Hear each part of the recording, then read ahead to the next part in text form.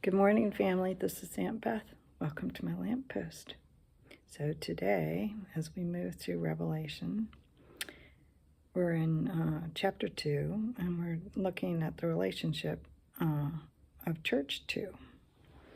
So as you know, we've been going through this very slowly, and I have created sort of a comparison study chart, which if I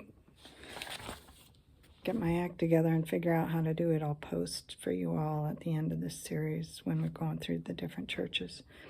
But we're studying the different churches as far as their relationships with the Lord and what can we learn out of it to improve our relationship, because essentially this is marriage counseling.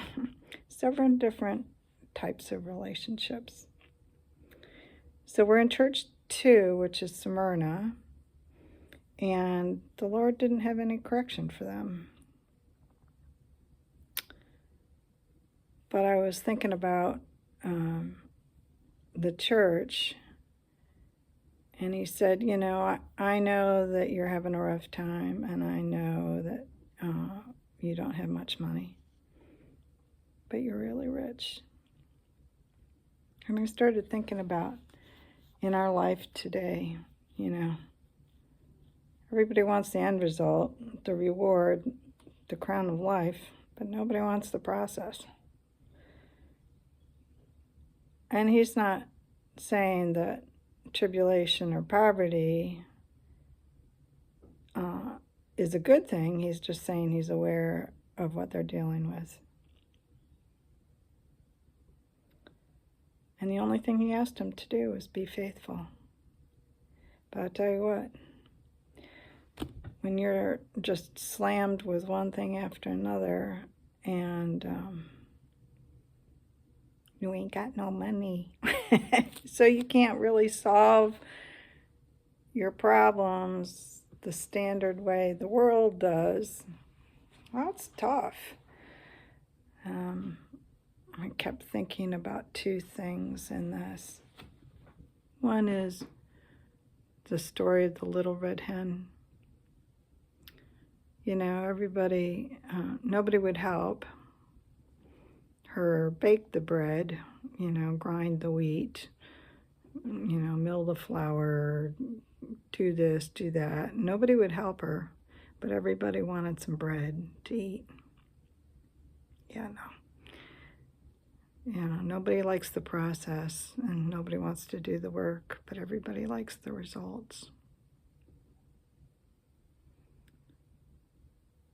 And I was just thinking, this world, we judge success so much by how much stuff you have and how easily you're able to navigate through.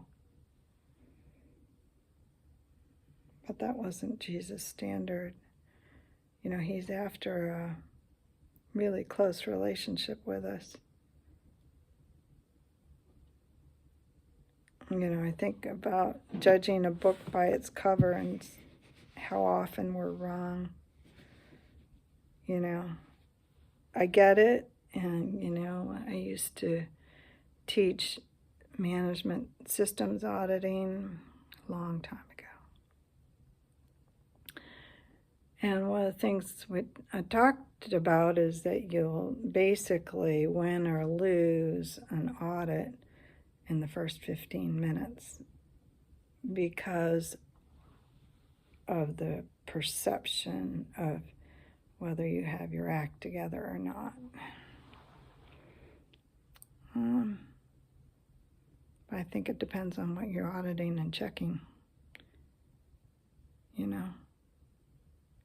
But with information coming at us so fast, we almost have to have some sort of sorting criteria in order to survive in this world. But God looks on the heart. So I think of a couple different sets of marriages that I am observing. And some you would say, oh, those are good marriages. Why? Because they have the stuff and they have no problems. And others you're like, well, that's a terrible marriage. Why? Because they're having a really rough time and they have no money. But you know, I've gotten to know those folks that are having a really rough time and they are just bootstrapping up and hanging in there and barely surviving. I'll tell you what, they have a fantastic marriage. They just have a wonderful marriage. And I would rather have peace and joy in the home than, you know, and a bowl of rice than I would having your stomach cramp up with shouting and yelling and having steak. I think there's a proverb that talks about that. But anyway, so marriage relationships and the comparative study that we're doing in the book of Revelation, the persecuted church, you know, nobody really wanted to be them. They were having a really rough time, but the Lord thought they were doing great. And the only thing he said is, hang in there, be faithful. Wow.